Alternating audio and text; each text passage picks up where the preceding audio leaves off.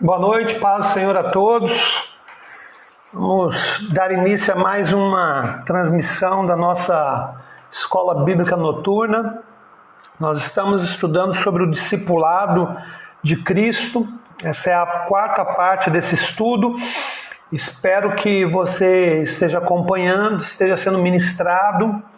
Se por acaso você perdeu alguma parte, nós temos esses estudos tanto no Face como na página da igreja no Face, como na página da igreja no YouTube. Então você fica à disposição também lá para você, para que você possa rever ou ver esse estudo, né? Esses estudos. Quero que você aproveite esse momento para convidar pessoas, chamar pessoas para que possam participar desse momento em que nós vamos estudar a palavra do Senhor. Esse tempo que nós separamos aqui na quinta-feira para compartilharmos o Evangelho de Jesus Cristo.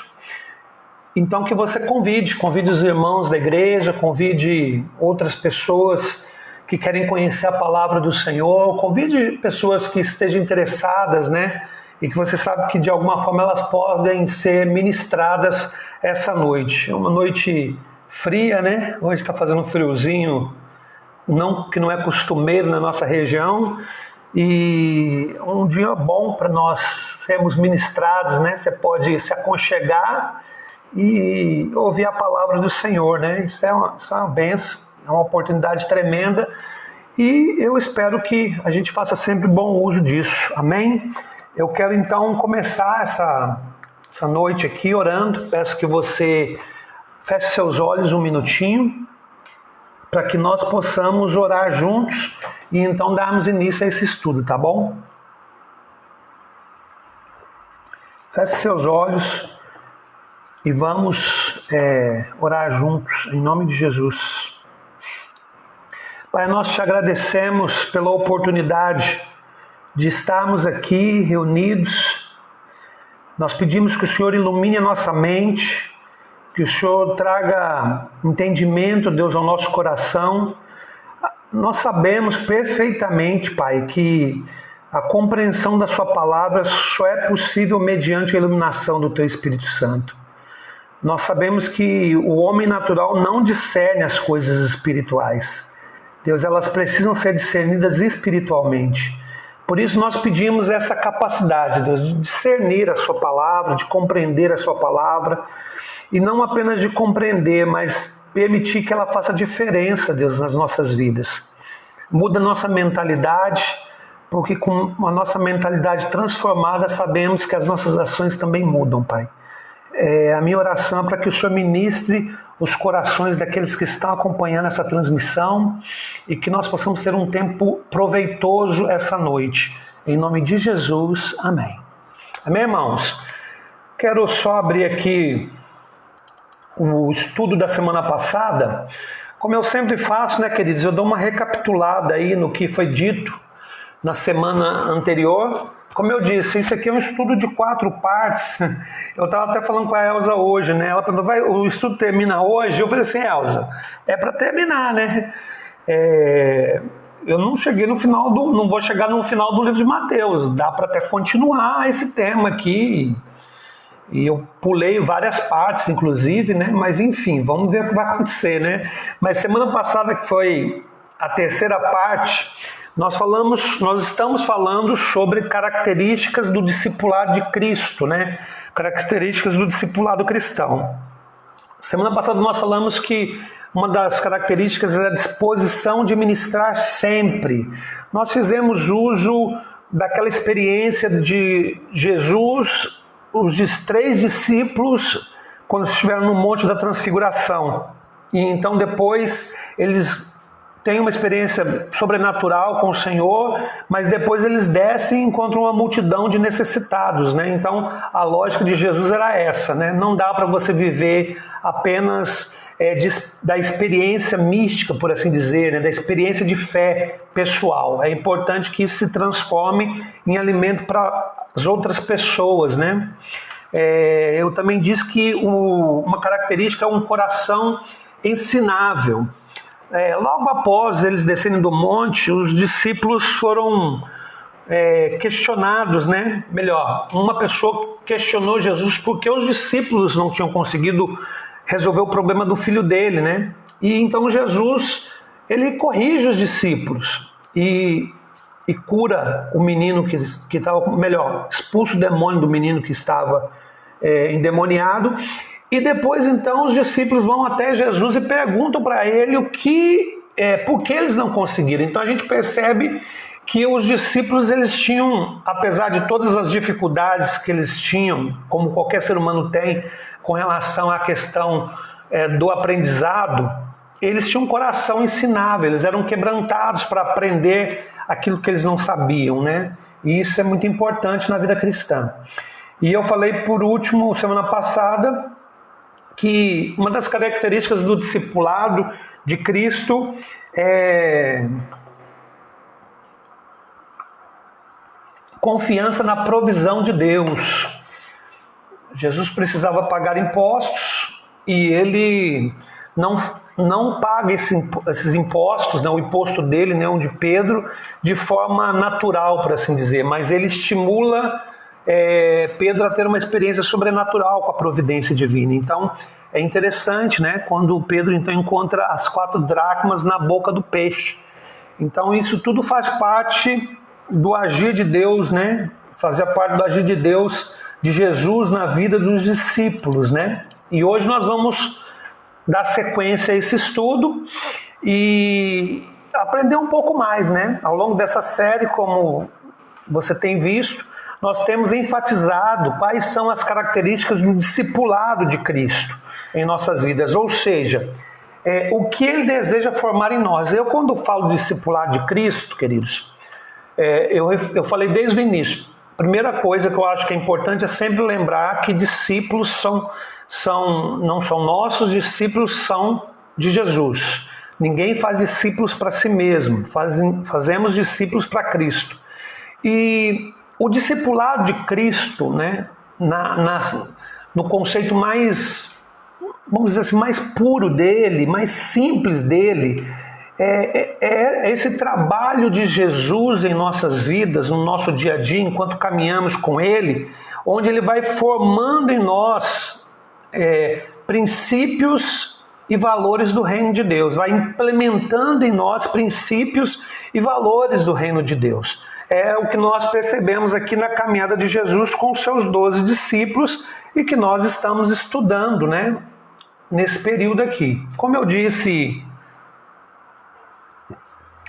aqui no comecinho, não tem intenção de esgotar esse assunto, porque hoje eu vou usar o capítulo 18, né, algumas passagens do capítulo 18 e do capítulo 19. Quer dizer, nós temos, né, mais textos dos evangelhos que nós poderíamos inclusive explorar, tanto de Mateus como dos outros 3, mas eu estou me atendo a esses, né? E claro que o discipulado de Cristo, quando falamos em discipulado de Cristo, nós estamos falando sobre algo que é muito amplo, porque é amplo o desejo de Deus de agir em nós, de manifestar o reino dele nas nossas vidas. Então, é importante que você compreenda, no final disso tudo você compreenda o que nós estamos ensinando aqui.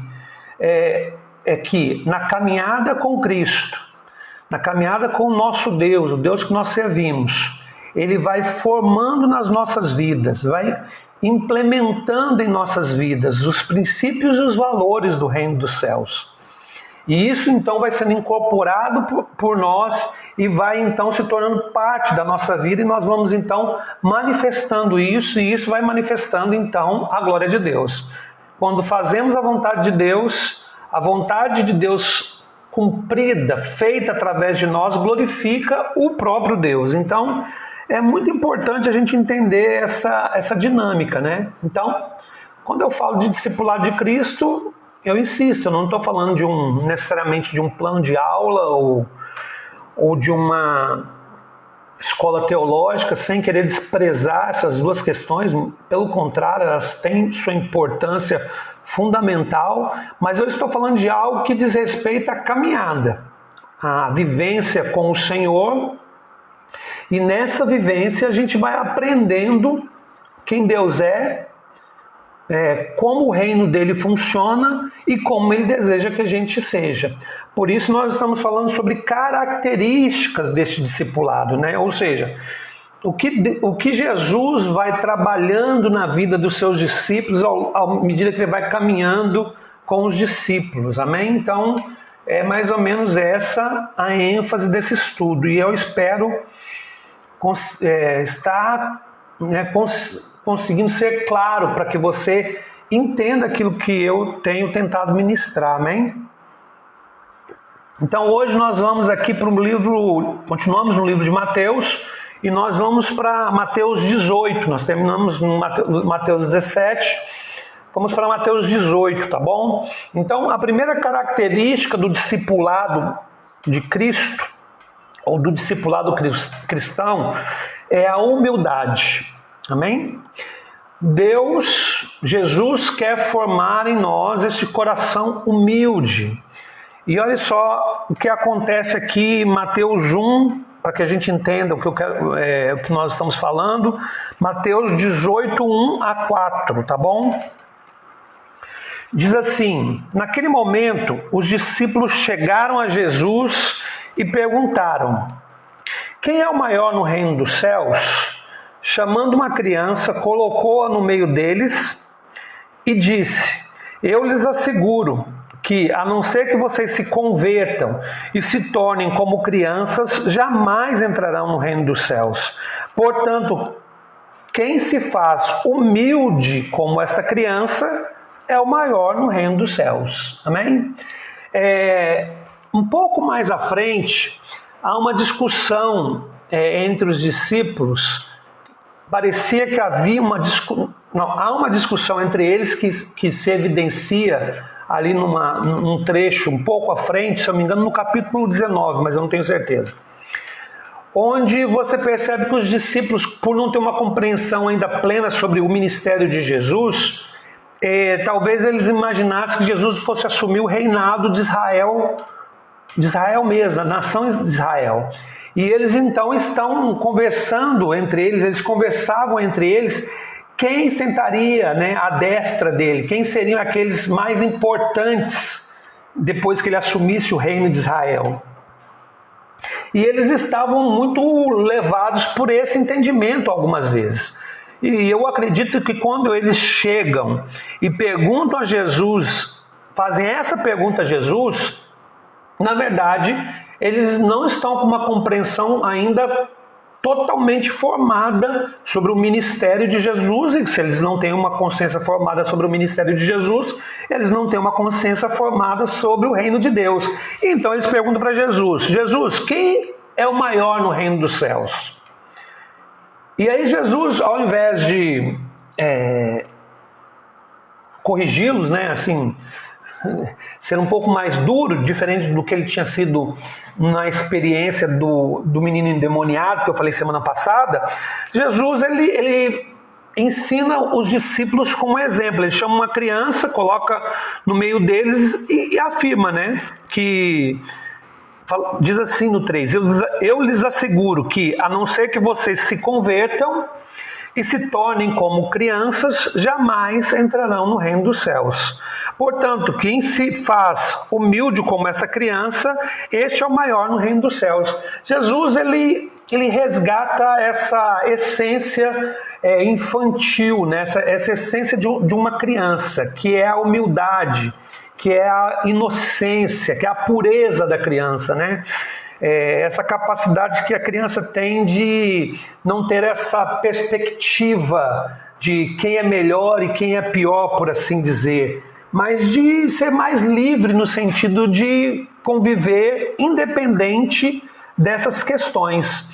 A gente sabe, irmãos, que desde que nascemos e à medida que nós vamos caminhando, por influência do meio e por vários fatores, as crianças reagem de forma muito distintas, cada criança é uma história, né? Porque, na verdade, cada criança tem uma formação muito diferente. E você pode até se deparar com crianças que elas não manifestam essa humildade, essa pureza, essa simplicidade, mas provavelmente por trás desta criança existirão pessoas mais velhas que estão influenciando aquela criança dessa forma, porque elas ainda estão numa fase de formação da identidade delas. Elas estão sendo trabalhadas, né? Elas ainda estão... a identidade, a personalidade está sendo construída, né? Ela acontece ao longo dos anos e tem uma fase que isso é mais intenso, por assim dizer, na vida de uma criança e de uma pessoa. Mas, a grosso modo, uma criança, ela é espontânea. Ela é humilde, ela tem esse espírito humilde, esse espírito sensível, esse espírito que se entrega, né? Essa capacidade de viver uma vida desprendida desse conceito de sucesso e fracasso, sabe? E Jesus então faz essa comparação para que os discípulos pudessem entender. É claro que uma criança israelita daquela época não é igual uma criança de hoje, tá, queridos? Isso é importante também dizer. Aquelas crianças eram formadas desde o começo da sua vida já nos ensinos da palavra, enfim, tem uma questão de diferença também de épocas, né? Mas independente disso, o que Jesus está enfatizando aqui é que um discípulo, ele precisa se fazer humilde. Ele precisa permitir que a humildade seja um padrão de vida para ele. Então, eu posso aqui dizer para vocês que uma das características do discipulado de Cristo é a humildade. Deus nos chama para viver uma vida baseada na humildade. Os discípulos não tinham entendido essa lógica, eles estavam competindo entre si. E eles não compreendiam o que era humildade, ou se compreendiam, não praticavam, né? Não se faziam humilde, como Jesus diz aqui, né? Por quê? Porque basicamente eu vou dar uma definição do que é humildade. Humildade é a virtude, porque humildade é uma virtude humana, né? Humildade é uma virtude pela qual nós reconhecemos as nossas limitações, ou seja, nós reconhecemos a nossa real condição. Então, quando nós falamos sobre humildade, nós estamos falando sobre termos uma percepção clara sobre quem nós somos, né? E sobre quem nós não somos. E isso forma o caráter de uma pessoa humilde. Porque se a pessoa pensa sobre ela a mais, ela tem um problema para resolver, né? Que é um problema de soberba, de orgulho, enfim. Mas se ela também tem uma visão a menos sobre ela também tem um problema, que é um problema de autoestima. E também isso precisa ser equilibrado. A humildade nos leva a um lugar de equilíbrio. Nós entendemos quem nós somos, a nossa real condição, quais são as nossas limitações, quais são as nossas potencialidades. E nós, diante deste quadro real de quem nós somos, nós não permitimos então que o nosso coração entre nas disputas e nas competições da vida, entende? Eu acho que é isso que é importante quando se fala em discipulado cristão. Quando nós sabemos quem nós somos, o que não é tarefa fácil. Ou seja, quando eu sei do meu potencial, mas também conheço as minhas fraquezas e encontro o ponto de equilíbrio exato nessa questão existencial, por assim dizer, então nós estamos nos fazendo humildes, ou seja, eu sei quem eu sou e sei quem eu não sou. E eu vou basear a minha vida sobre essa lógica. Então você vai encarar a vida de uma forma diferente. Você vai encarar as pessoas Você vai encarar a realidade que está diante de você de uma forma diferente, porque a humildade é uma virtude que se pratica nas relações. Não sei se você consegue compreender o que eu quero dizer. A humildade, ela se manifesta essencialmente nas relações humanas. Se uma pessoa é soberba, ela será soberba diariamente, claro, porque é o que a guia, mas a soberba dela se evidenciará principalmente nas relações com outras pessoas. Da mesma forma, quem é humilde, a humildade dessa pessoa vai se manifestar nas relações com o outro. Então, o que eu aprendo disso? O que nós podemos aprender disso? É que Jesus nos chama a viver as verdades do reino de Deus. Jesus nos convoca para o discipulado dele. E quando Jesus nos convoca para o discipulado dele, ele faz conosco aquilo que ele fez com os discípulos aqui em Mateus 18. Os discípulos estavam lá brigando por posição. E a gente faz muito isso, né, irmãos? Quem é melhor na escola, quem é melhor no trabalho, quem é melhor na casa, quem é melhor no futebol, quem é melhor nisso, naquilo. Nós estamos o tempo todo lutando contra os outros para ver se a gente, né, se sobressai. Nós estamos o tempo todo nessa ânsia desesperada por ocupar um lugar ao sol. E as redes sociais amplificaram isso de uma forma muito grande. E o ensino do reino, que é o ensino de Cristo, que é o discipulado de Cristo, tudo isso é uma coisa só, nos mostra um caminho contrário. Aí que eu acho que é o grande desafio para nós, é que nós entramos num choque existencial.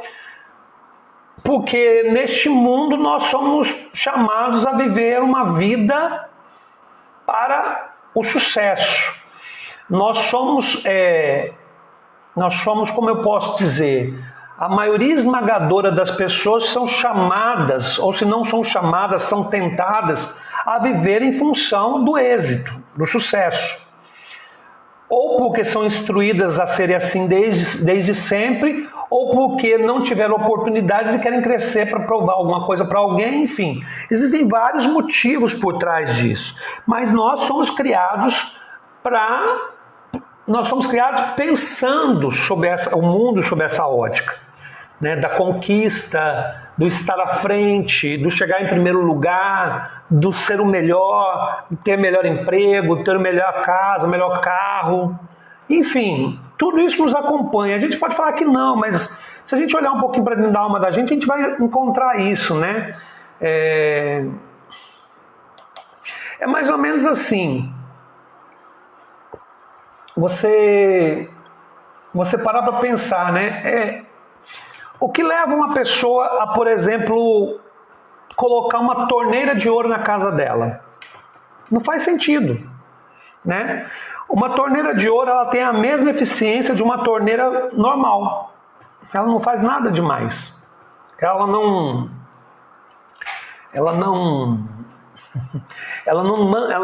libera água dourada, né? Água de ouro. É uma torneira como qualquer outra. Qual que é a função da torneira? É liberar água e travar para que ela não corra. Mas o fato é que se você coloca uma torneira de ouro na sua casa, significa que, sob a lógica da sociedade, para você mesmo, que você é mais bem sucedido, porque a sua casa tem torneira de ouro.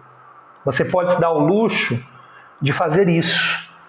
Você pode se dar ao luxo de comer uma sobremesa com pequenas folhas fininhas de ouro.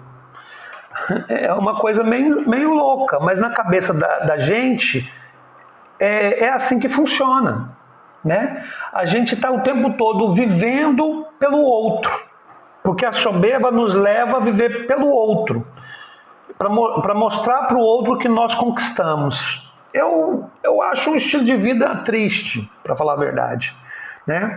É mais ou menos, eu estava falando com a Elza outro dia, é igual a cultura de selfie, né? Ou de foto, a cultura das redes sociais.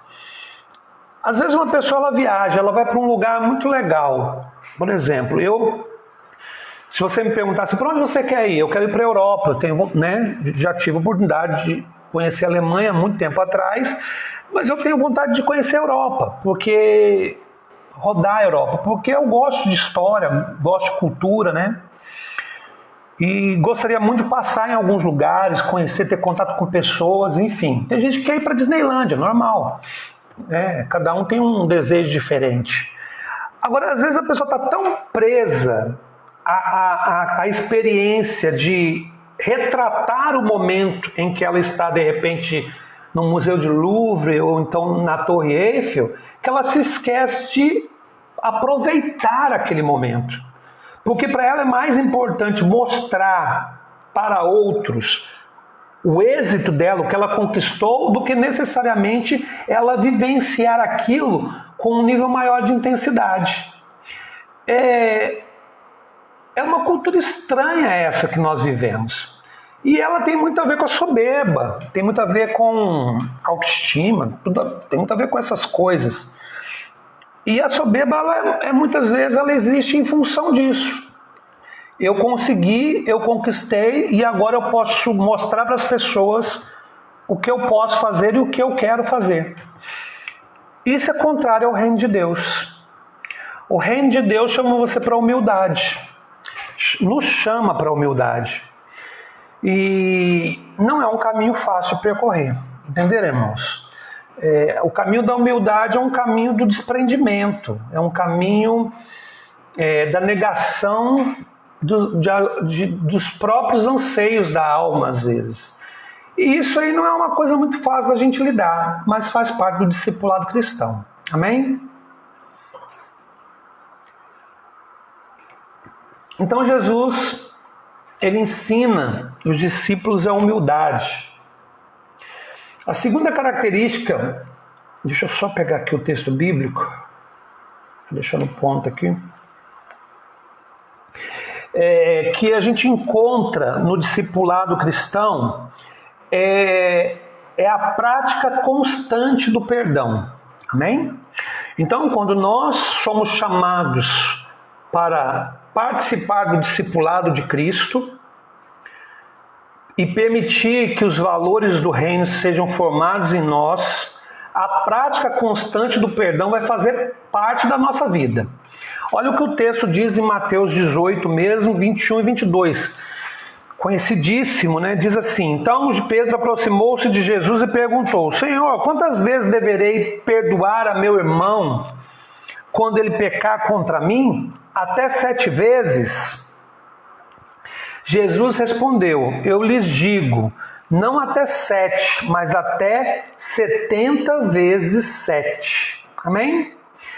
É um diálogo bem interessante, né, que Jesus tem com Pedro aqui.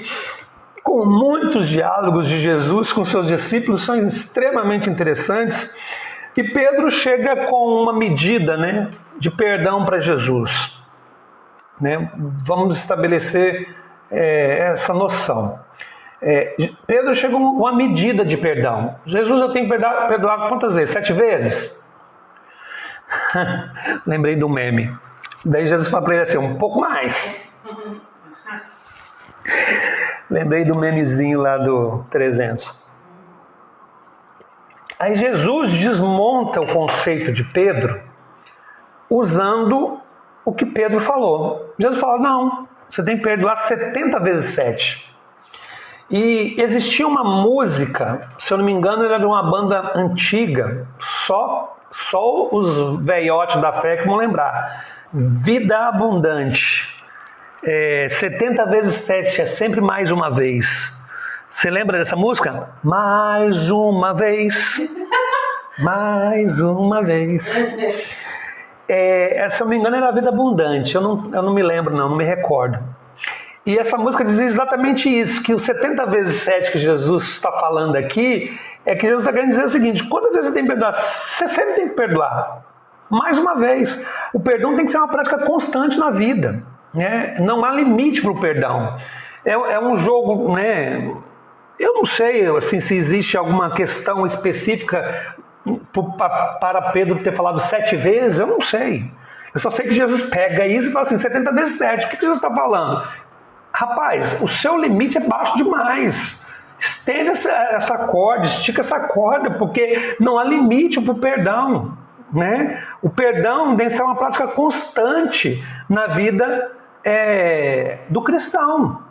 Então, é muito importante a gente entender algo, queridos. Nós não podemos deixar que o ódio, o ressentimento, a amargura, esses sentimentos danosos para a nossa alma tomem conta do nosso coração e afetem os nossos relacionamentos. Por isso, nós devemos praticar o princípio do perdão, amém? É muito importante nós entendermos isso.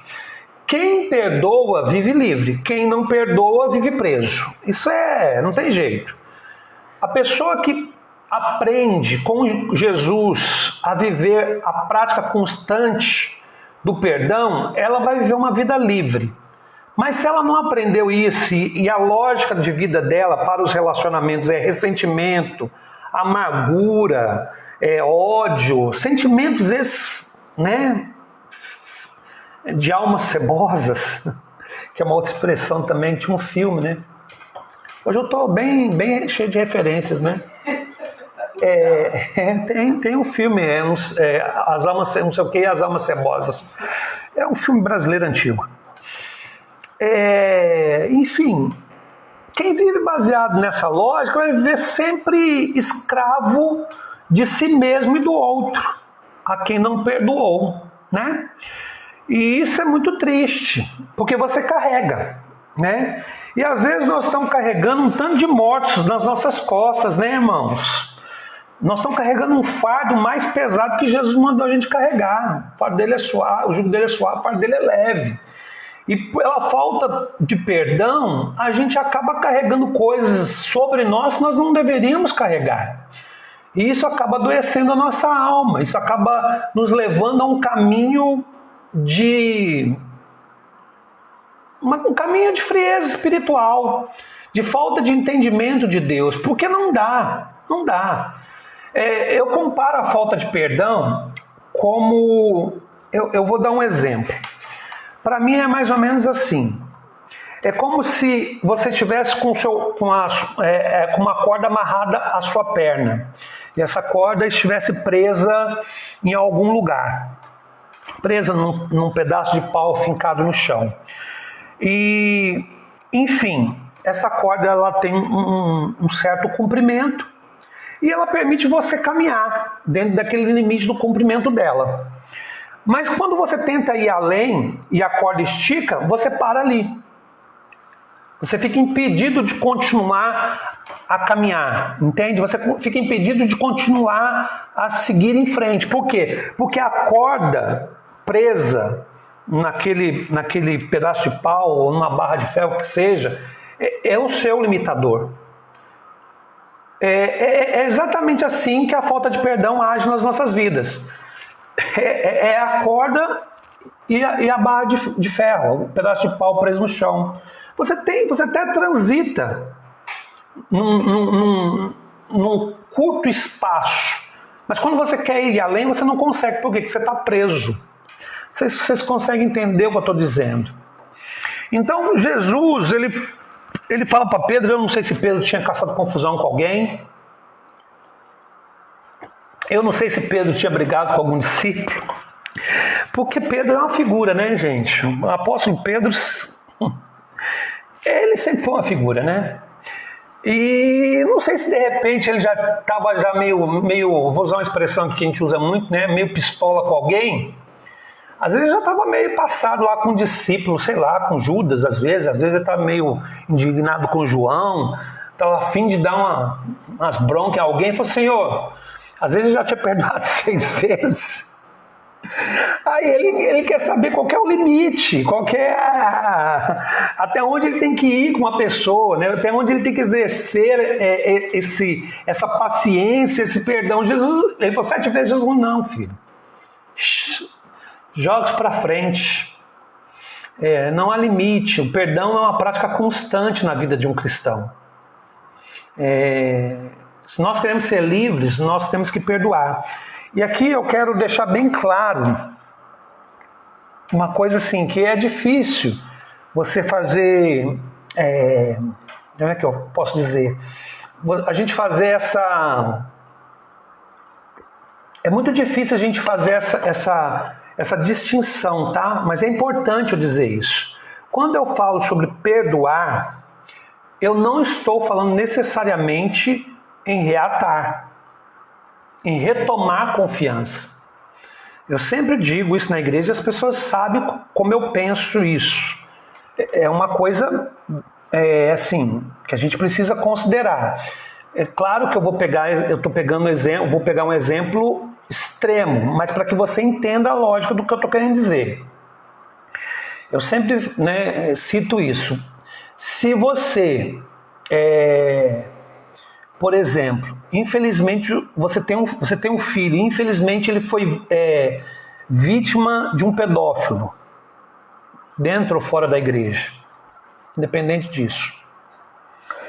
E ele sofreu um abuso, seu filho, sua filha, né? Ou, enfim, vamos colocar pedofilia, né? E foi para uma pessoa que você conhece, né? Com a qual você se relaciona dentro da igreja, parente. Inclusive é importante até dizer isso, né? Como informação, tá? Eu vou abrir esse parênteses porque é importante. É importante a gente deixar claro aqui, porque essas informações de ordem social cabem à igreja dizer. O maior número de casos de pedofilia e de abuso sexual, estupro, contra crianças e adolescentes acontece no ambiente familiar. Então isso é muito sério, né? Nós estamos aí na discussão do que é a família tradicional, comercial de natura, né? Essas coisas aí que a gente vê o pessoal discutindo como se isso fosse realmente vital para nós, mas é interessante que, por exemplo, a gente parar para pensar que a maior parte das crianças que são violentadas e adolescentes que são violentados ou são vítimas de pedofilia, isso acontece no ambiente familiar. Não é uma loucura você pensar isso? Pois bem, é isso que acontece. Então, para você ver como que há disfuncionalidade nas famílias. Então, falar em família tradicional no Brasil me parece uma coisa meio, às vezes, estranha e meio surreal, mas enfim, isso é uma outra história. Então, por exemplo, seu filho ele sofreu um abuso. Deixa eu dizer uma coisa para você. Você tem que perdoar o abusador. Não há a menor possibilidade de você negar o perdão ao abusador. Por mais que isso seja difícil, e a gente tem que respirar fundo até para dizer isso, mas a vida cristã nos obriga, é um dever cristão, o Espírito nos impulsiona a isso, a perdoar. O que não significa que nós necessariamente vamos confiar novamente. São coisas distintas. Veja bem, irmãos, Estevão, que foi o primeiro mártir da igreja, está lá no livro de Atos, enquanto estava sendo apedrejado pelos seus acusadores sem ter motivo nenhum, simplesmente porque a religiosidade daquelas pessoas julgou que ele estava blasfemando, ele olha para Deus e fala assim: eu perdoo esse povo. Jesus fala a mesma coisa na cruz. Então não sei se você está entendendo a lógica que eu estou querendo dizer. Jesus na cruz perdoa os seus opressores, os seus inimigos não, os seus acusadores. Então, se Jesus faz isso e nós somos discípulos de Jesus, nós também devemos fazer. Só que aí, quando se trata das relações, tem situação que o perdão restitui o relacionamento, restitui a confiança. Tem situação que é impossível disso acontecer. Então, se, por exemplo, volto ao caso que eu estava falando, que é extremo. Seu filho foi abusado, sua filha foi abusada por um parente seu. Você tem que perdoar. Mas você também pode, você tem o direito, e não só o direito, a responsabilidade de dizer: você, por favor, nunca mais pise na minha casa e nem chegue perto do meu filho. Porque se você fizer isso, eu vou te denunciar para a polícia, enfim, vai fazer o que tiver que fazer. Não sei se você está entendendo o que eu estou querendo dizer. Há uma diferença.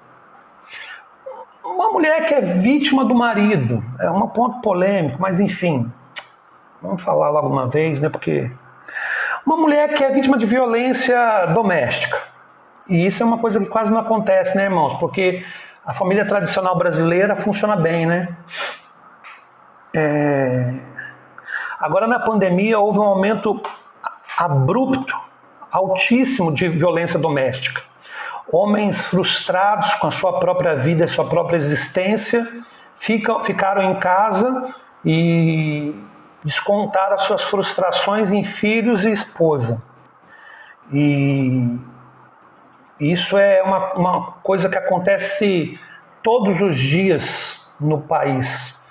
A média é altíssima e nós ainda queremos fazer vista grossa para isso. É uma coisa triste quando eu vejo pessoas tentando negar o óbvio. Mulheres são vítimas de agressão e é como se nada tivesse acontecido. De abusos em todos os sentidos. Uma mulher que é constantemente agredida pelo marido, ela deve perdoar o marido. Agora, ela tem que perdoar. A questão é, ela foi agredida pelo marido, ela tem o direito de denunciar esse marido? Claro que ela tem. Ela é da igreja. Não faz diferença. Cabe a um agressor responder perante a lei pela sua agressão. Irmãos, cada um pensa de um jeito. Eu estou deixando como eu penso. Você pode ter certeza que eu quero dizer aqui para a comunidade cristã Redenção, se eu ouvir testemunhos como esse, eu nunca vou apoiar o silêncio. Fica lá orando e apanhando, porque como é que eu faço isso para uma mulher? Chega para uma mulher que está apanhando dentro de casa, só para vai orar, uma hora ele muda. Não sou eu que estou apanhando, pô. Quem está apanhando é ela, são os filhos dela. Eu acho que às vezes a gente é cruel porque a gente não está vivendo aquilo na pele.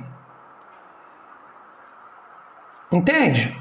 Eu me lembro, né, quando eu falei aqui com o Rodrigo, quando o Rodrigo ministrou lá de Portugal, foi a primeira vez que ele pregou, eu acho que não foi a primeira vez, foi uma das primeiras vezes que ele pregou na igreja. Eu estava no culto, né? E aí chegou a notícia que uma mulher tinha apanhado do marido. Uma pessoa que congregava e ele estava começando a ir. Ele era um pastor desviado, vai vendo. E ele tinha batido na mulher. Irmãos, sem mentira nenhuma. Eu não sei porque, eu era mais novo e aí eu acho que eu era mais doido na época. Na hora, eu falei: Rodrigo, se vira, você prega, porque eu não sei a hora que eu volto. Eu fui pro pior. Quando eu fui na direção da casa daquela mulher lá, eu fui pro pior. Se eu tivesse que sair na mão com um cidadão, eu ia sair. Aí você fala assim: mas como? Eu ia deixar ele ficar batendo na mulher dele? Nunca. Ia chamar a polícia para ele. Você não tem a dúvida disso. Você não tem a dúvida. Então, tem coisas na vida cristã que ela nos coloca em dilemas éticos e dilemas morais, né? E aí nós temos que fazer o que é mais importante, né? O perdão sempre tem que existir para todos, para os seus agressores, os seus acusadores, aqueles que te difamaram, aqueles que não gostam de você. O perdão, ele se estende a todos. Mas o fato de você perdoar não significa que você tem que se sujeitar à mesma coisa. Não sei se vocês compreendem o que eu estou dizendo. Então, essa lógica, ela precisa ser bem compreendida. Eu nem sei se eu consegui deixar claro para vocês. E temo por não ter conseguido, mas o que eu estou querendo dizer é simples. Jesus ensinou para os seus discípulos que eles deveriam perdoar o tempo todo. E Jesus mostrou isso para eles quando foi crucificado. Os discípulos de Jesus mostraram isso depois da morte e ressurreição, quando foram perseguidos por causa do nome de Cristo. Eles sempre perdoaram a todos. Mas existem relações, porque o perdão se dá no ambiente das relações, né, como a humildade. Que mesmo você perdoando, não há como simplesmente você colocar uma pá de cal sobre aquilo. Porque vão existir questões a serem tratadas, em caso de agressão, talvez a denúncia, né? Em casos de difamação, a restituição, enfim. São situações que precisam ser colocadas em ordem, não sei se vocês entendem, mas o que vai abrir margem para isso é o perdão. Então, se alguém me ofendeu, me difamou, né? Eu perdoo essa pessoa. Se ela chegar para mim e falar assim, me perdoa porque eu errei com você. Eu falo, tá perdoado, querido, bola para frente, vambora, segue o jogo, acabou. Zera a conta e começa tudo de novo. Entende? Mas tem situações que não nos permitem isso, por bom senso, por prudência, por sensatez, né? Você tem que, enfim, vigiar. Nós temos agora, por exemplo, ouvimos muito caso aqui, ó. Eu vi um caso recente, eu não vou lembrar onde foi, mas de uma igreja de Goiânia. Desculpa estender, mas é porque eu tenho medo de não ficar claro o que eu estou dizendo. Uma irmã em Cristo, ela foi assediada pelo pastor enquanto fazia um curso de noivos. Ela vai casar. E aí então ela confronta esse pastor, ele não reconhece isso, e ela vai falar com a liderança dessa igreja. A liderança dessa igreja simplesmente diz para ela assim, perdoa ele, joga fora as provas que você tem no WhatsApp e deixa isso quieto, né? Deixa que Deus faz uma obra na vida dele. Irmãos, isso é uma loucura. A primeira parte da história é correta, perdoa ele. Mas como assim joga uma pá de cal? Ele é um abusador.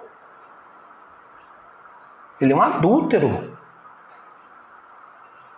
Ele está profanando o que há de mais santo nessa vida, que é uma relação entre homem e mulher. Casamento, né? Vou falar a respeito de, né, com ela bem mais especificamente. O casamento.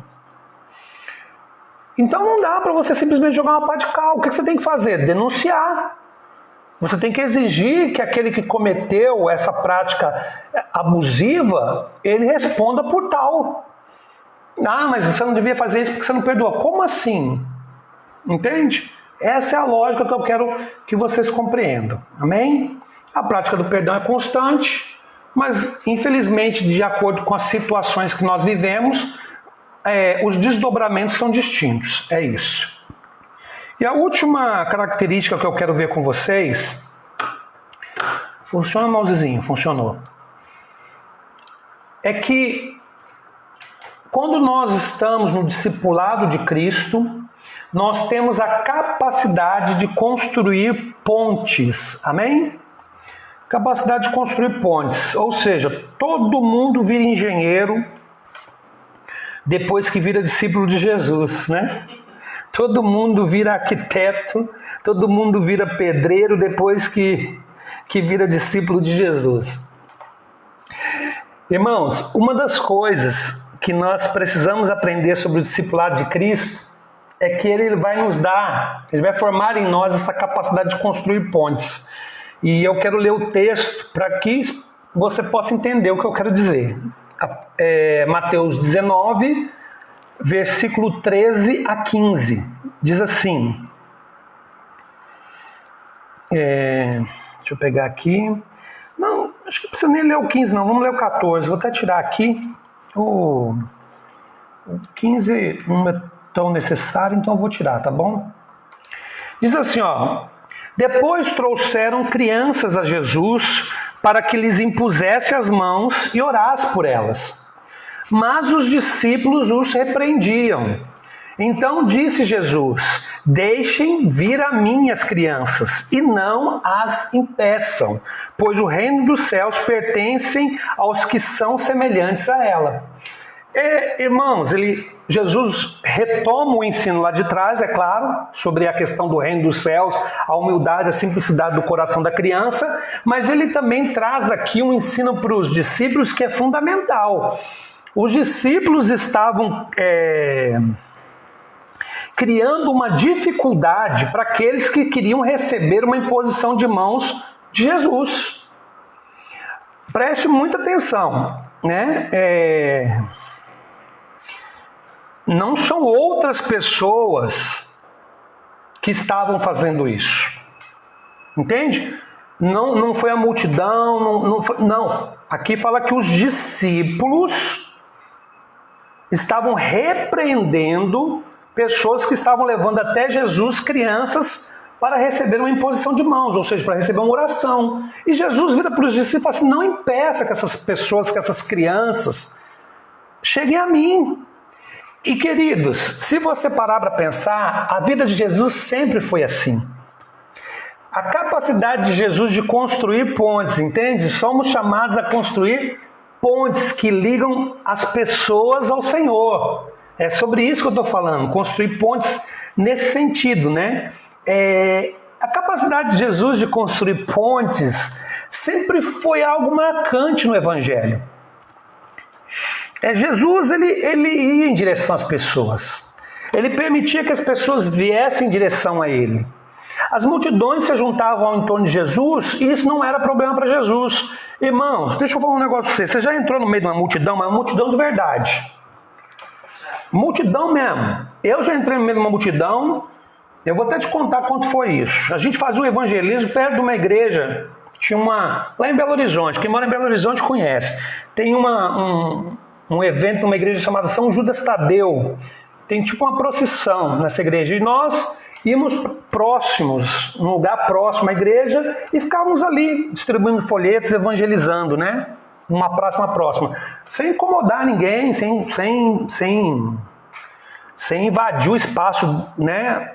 Da celebração da igreja católica, sem ofender ninguém. A gente estava ali, né, distribuindo folhetos e pregando, normalmente. E eu me lembro que numa dessas vezes, que todo ano tinha, a gente ia. Eu lembro que uma dessas vezes acabou o evangelismo e eu não sei por que cargas d'água. Eu e mais alguns, eu não lembro quem estava comigo, quem eram os malucos que estavam comigo. Nós cismamos de ir na contramão. A gente foi de encontro à multidão que vinha. Eu vou falar para você um negócio. A gente não foi a lugar nenhum. Eu tive que participar da procissão sem querer, viu? Querido, é um negócio louco. Porque você não consegue, às vezes nem... É difícil às vezes até colocar os dois pés no chão. Se você tirar o pé, o outro coloca no lugar. Você dá risada, né? Então, eu já participei de uma procissão de São Judas Tadeu depois de convertido. Mas diz que São Judas Tadeu é o senhor das causas impossíveis, né? Então tá bom, tá certo. Irmãos, multidão é um negócio muito que incomoda demais. Aperta, não deixa você andar, te sufoca. Você imagina aquele povão todo em volta de Jesus, né? E no meio de um lugar quente, aquele povo devia exalar um cheiro maravilhoso, e gente tentando encostar em Jesus, puxando a roupa dele, querendo pegar em Jesus um pedaço da roupa. Enfim, você imagina que loucura que era. Você imagina que loucura que era a vida de Cristo. Onde ele chegava, acontecia um alvoroço. Jesus, onde ele ia, tinha gente. Ele entrava dentro de uma casa, o povo destelhava a casa para descer enfermo para ele curar. Nunca foi problema para Jesus isso, né? Jesus sempre foi muito acessível. Não sei se você está entendendo a lógica que eu estou querendo dizer. Jesus sempre foi muito acessível a todos. E não só a gente... Legal não, porque Jesus inclusive fala que ele veio para os doentes, não para aqueles que são sãos, né? Jesus não foi chamado pelos fariseus de glutão, né? De beberrão e glutão. Porque ele se sentava com as pessoas e comia e bebia com as pessoas comuns. Ele foi chamado de amigos de publicanos, porque ele ia na casa dos publicanos, que eram os cobradores de impostos. Jesus, às vezes, se relacionava com gente que ninguém queria se relacionar. Eu já insisti isso várias vezes.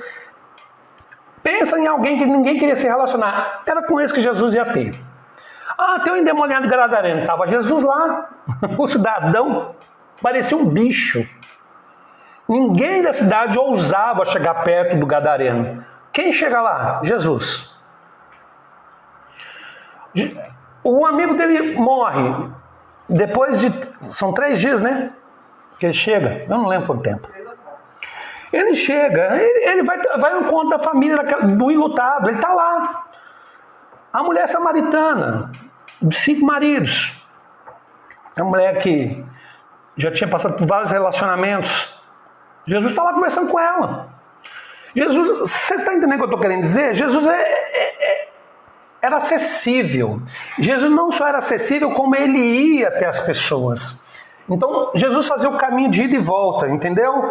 Jesus entendia o valor dessas coisas. Então, Jesus tinha a capacidade de construir pontes. Para que serve uma ponte, querido?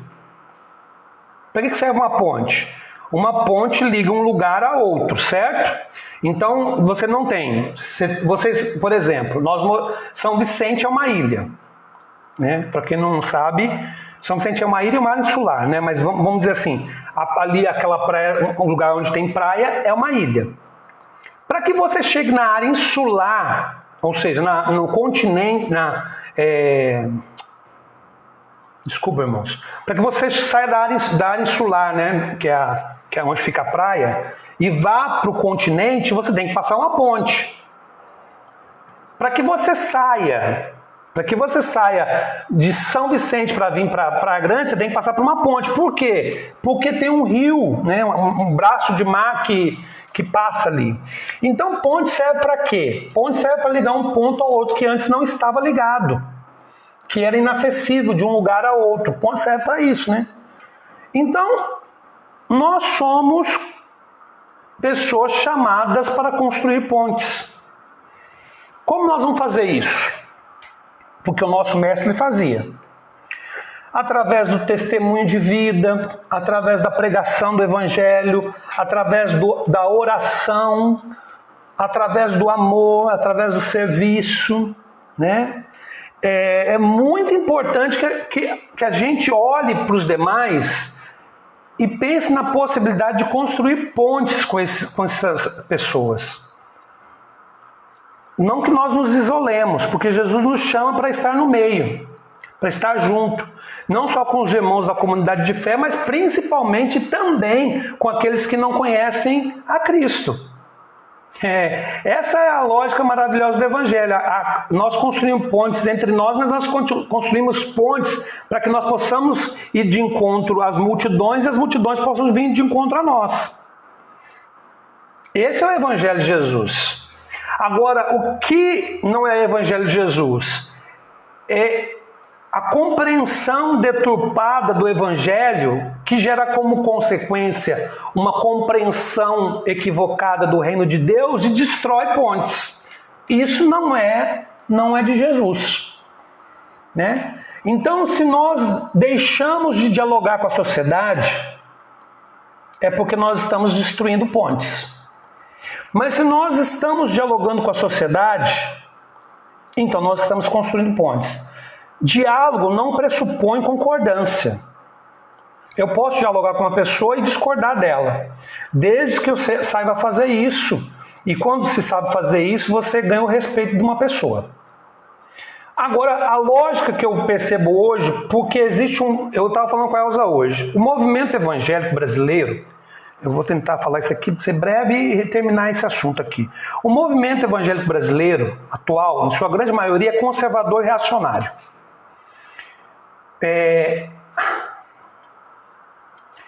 Ele ser conservador, para mim, é um problema, mas enfim, não chega a ser um problema tão problema. Ele é conservador porque nós temos uma dificuldade humana de lidar com o novo.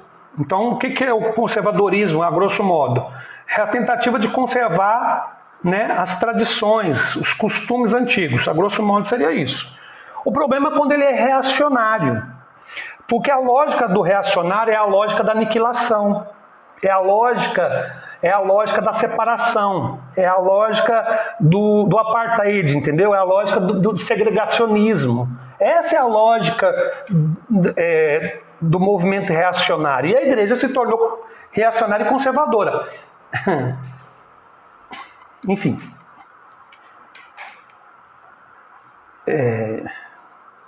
Eu estou dando uma opinião. Eu estou emitindo uma visão, um entendimento que eu tenho sobre o momento da igreja brasileira. Para mim, ela é conservadora e ela foi migrando do conservadorismo para um perfil reacionário. E a prova clara para mim disso se dá nas manifestações que eu vejo abertas por aí, nas redes sociais da vida e em outras coisas que vocês sabem que eu estou dizendo. Eu não vou falar aqui não, porque senão toda vez eu falo, o pessoal fica bravo comigo. A igreja se torna, ela começa a partir da lógica da aniquilação, ou seja, eu não consigo conviver com o diferente, então eu preciso que ele suma, que ele desapareça da minha frente, que ele deixe de existir, ou que se ele existe, que ele não existe diante dos meus olhos. É aquela lógica que um cidadão que foi candidato a presidente disse: a minoria tem que se dobrar à maioria. Eu não lembro quem falou isso aí. Você deve lembrar. Eu não lembro aqui, eu tenho a minha memória é meio ruim. Mas teve uma eleição aí num país e o cidadão ganhou, viu? E é engraçado que esse cidadão ganhou com boa parte dos votos dos evangélicos. 2/3 dos evangélicos votaram nele, com o cara falando desse jeito. Olha que esse país onde esse cara ganhou é um país interessante. Porque ele diz: a minoria precisa se dobrar à maioria. Sabe o que é isso? Reacionarismo, lógica de aniquilação. Na sociedade, ninguém tem que se dobrar a ninguém.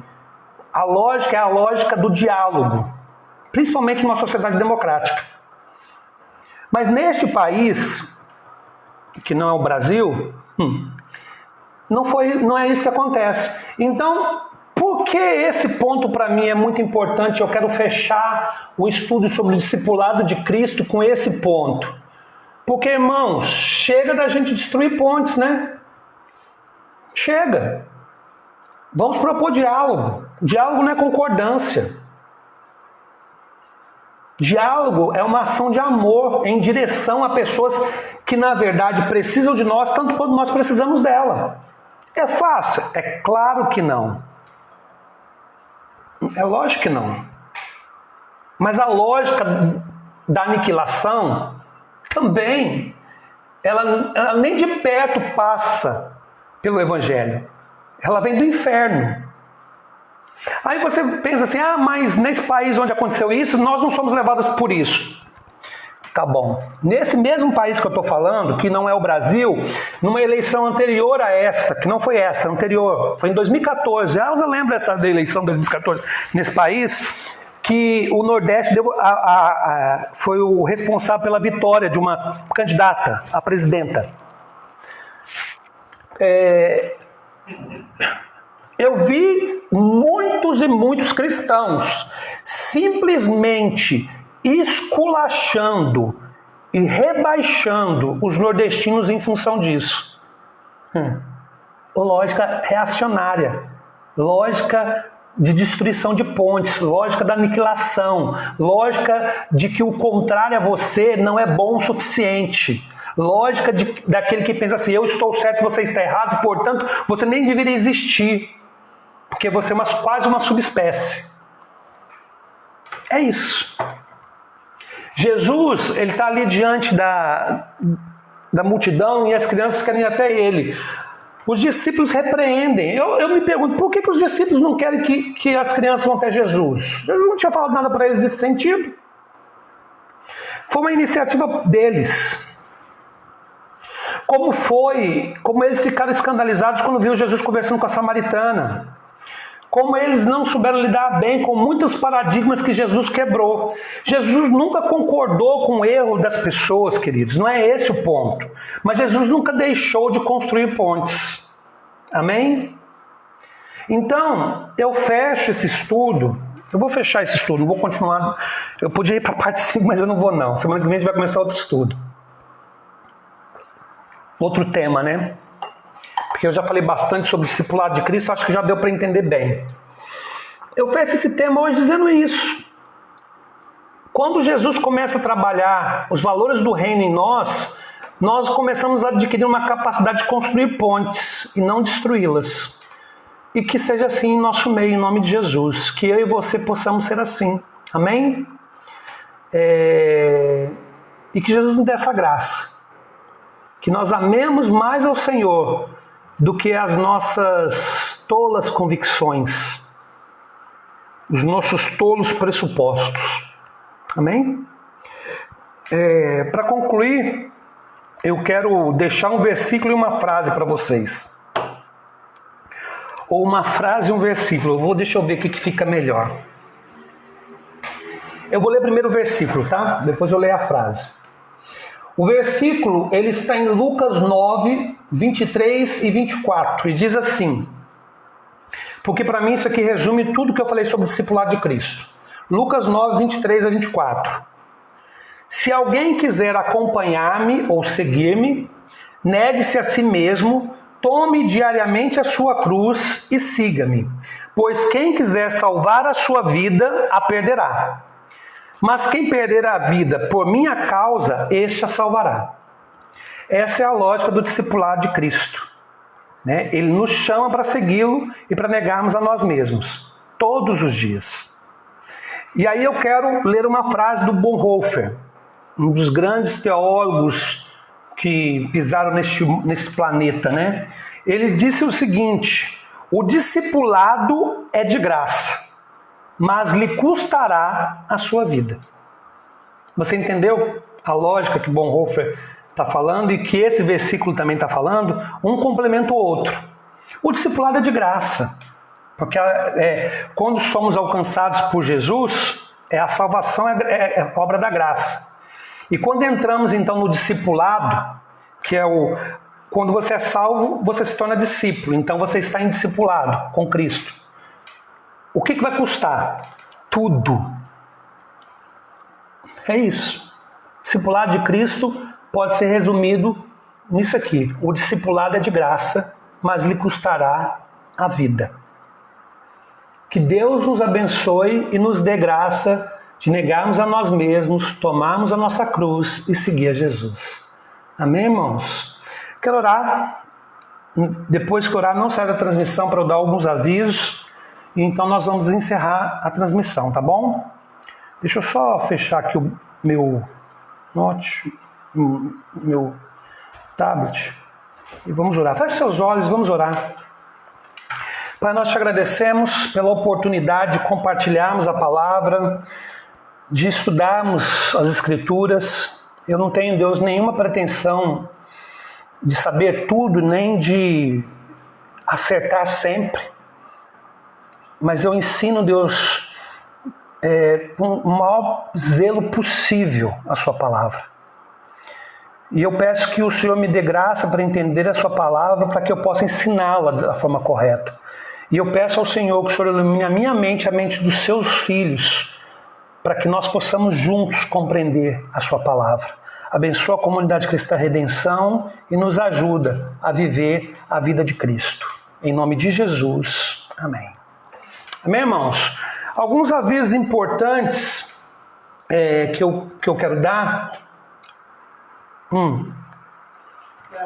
Para vocês não... Alguns avisos importantes que eu quero passar, mano, é o seguinte. Nós amanhã temos o dia do clamor. É um dia que nós separamos como igreja para orarmos uns pelos outros, para orarmos pela comunidade cristã Redenção. Nós temos os motivos que foram compartilhados na terça-feira e fica ali na página, eu sempre digo isso no Face, e tem alguns motivos que nós mandamos para vocês. Então, se você pudesse unir a nós em oração, eu peço que você faça isso. É muito importante nós mantermos o espírito de oração nesse tempo, tá, irmãos? Porque quando os dias são maus, as orações precisam ser intensas, amém? Precisam. Então, vamos intensificar nosso compromisso em oração, em nome de Jesus. Sábado, nós temos a reunião dos adolescentes. O pequeno grupo dos adolescentes, né? A reunião dos adolescentes, ela é feita através do Discord, né? Que é um aplicativo da juventude. Eu não entendo, manjo nada, mas enfim, eles sabem.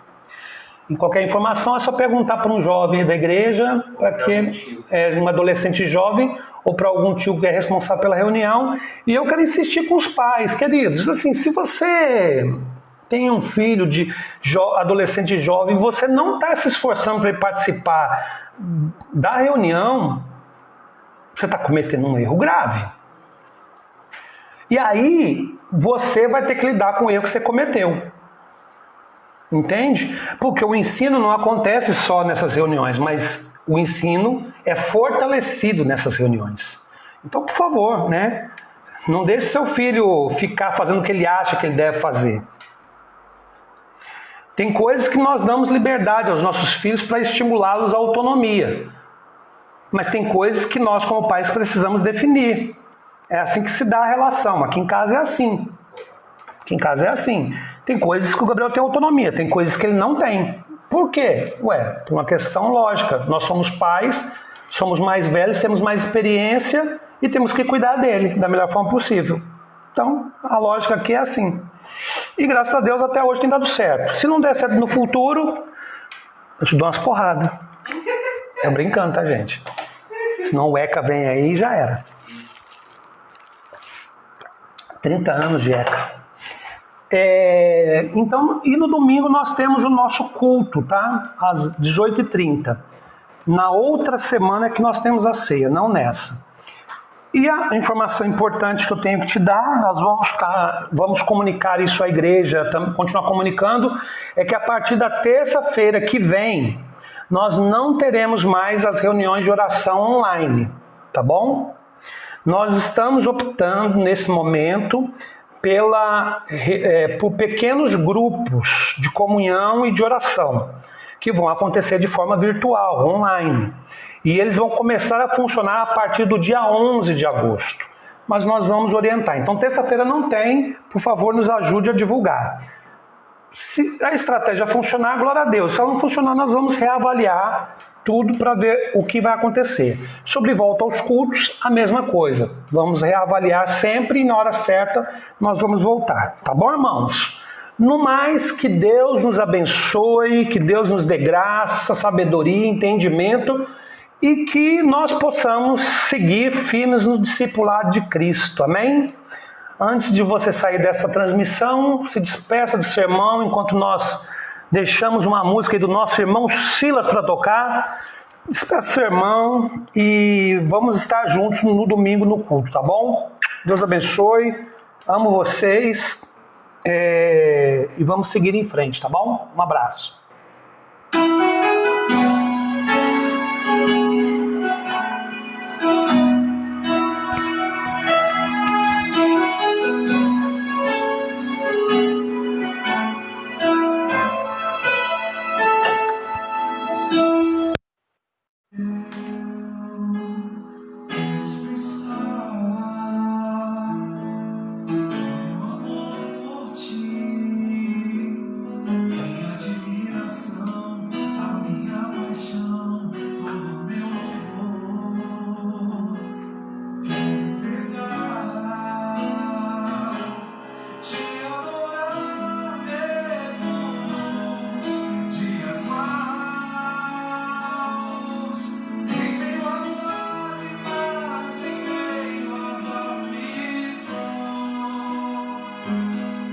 E desfrutar